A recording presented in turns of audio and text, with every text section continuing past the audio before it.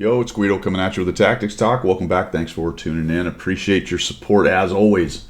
One of the things we talk about in this game is when to push, how to know when that is, when not to push, when to leverage an advantage, either tactically in your little local area you're fighting or overall on the map. And what's often lost in those discussions is what does that actually look like? So we're going to give you a couple examples on this very game right here of what that looks like. I am here on Minsk Dorf, Himmels Minsk Dorf, and I like that I've got this Progetto and the Su-101. Now, the Su-101 peels off and he wants to go hold down here, but it looks like, to me like this Progetto is thinking the same thing.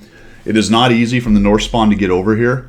You have to truck, you have to go at it. I spawned in a good spot. I was on the left side of the spawn, so I didn't have to go through traffic, and I didn't have to travel very far. So we're actually going to make it through here pretty quickly. Both of us are actually going to take a shot, I think, on this IS-3. I shoot.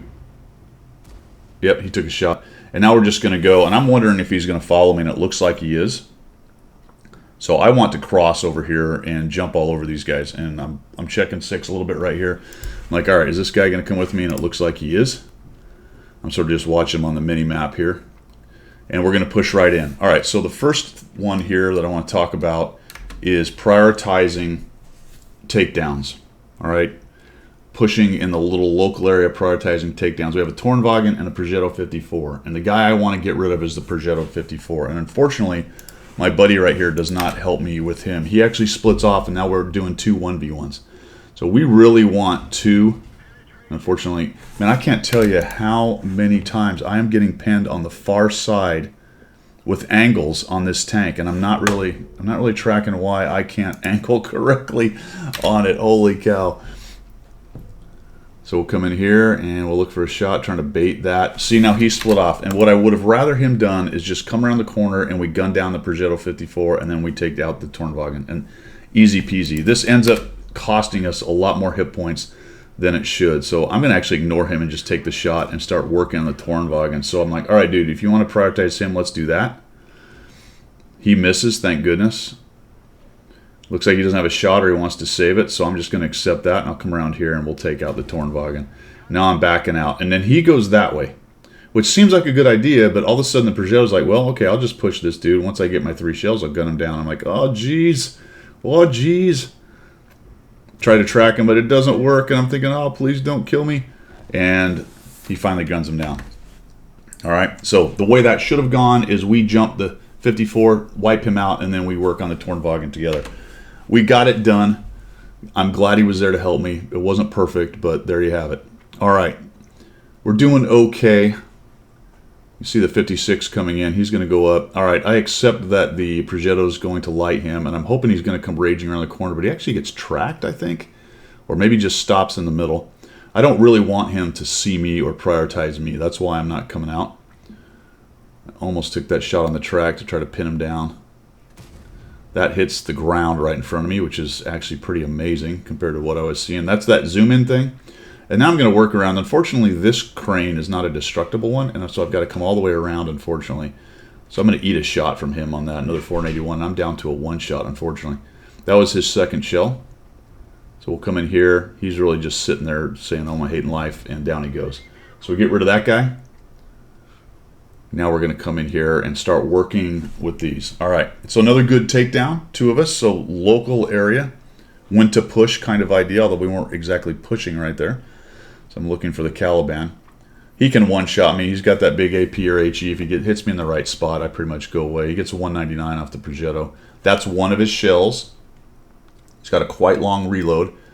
If we can force him, that's his second shell. So I know now, more than likely, he's on that 30, 35 second, whatever it is. Take a shot, miss him. A little bit of a risk there.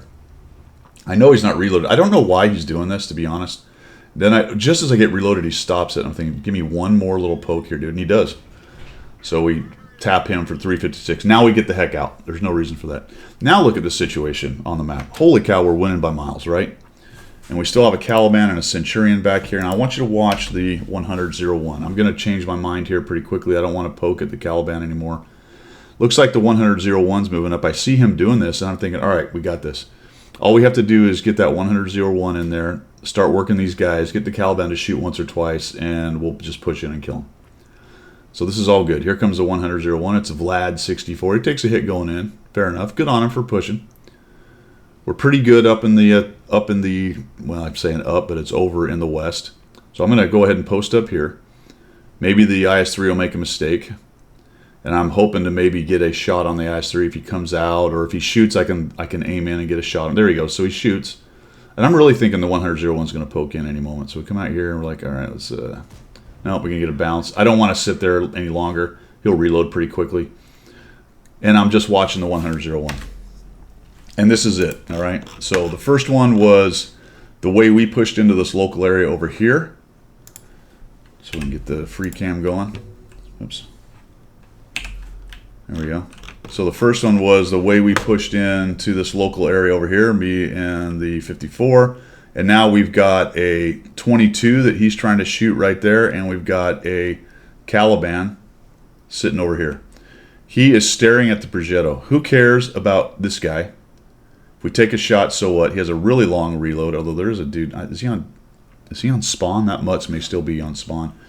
So he has a really long reload. Push in here and tap that Caliban. Right? So we sit. And we're hanging out, waiting for the Keymaster of Gozer, the 100-01, our friend Vlad 64. He has the key to breaking down this flank. He's got the votes and the hit points. He's got the tank with the armor. And he's trying to peek at the 122 TM. And what happens is people get really enamored of what they're doing, right? He's over here going, man, if I could just shoot this 122, it would be all over, right? As soon as he pokes out and I can kill him, that'll be great, right? But he's not zooming out, not looking around, not trying to figure out what the best plan of action. Now, he just killed the 122 TM, right? Okay, good, you got it. Now what? Watch. I think I'll just sit here, I'll side scrape, I'll stare at this wall for a while. The other side is being collapsed. This is basically a Rompel stomp. He backs out, he spins. He maybe, I'm going to come over here.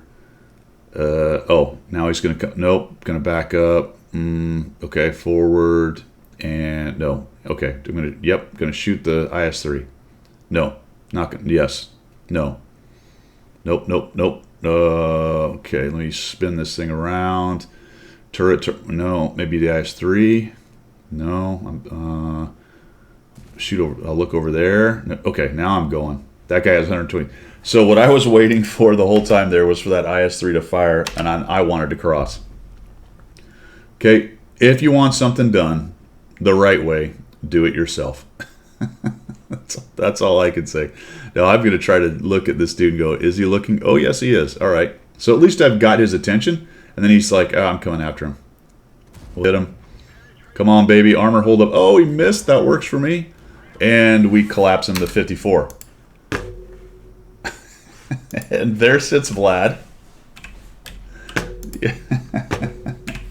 There sits Vlad, hanging out.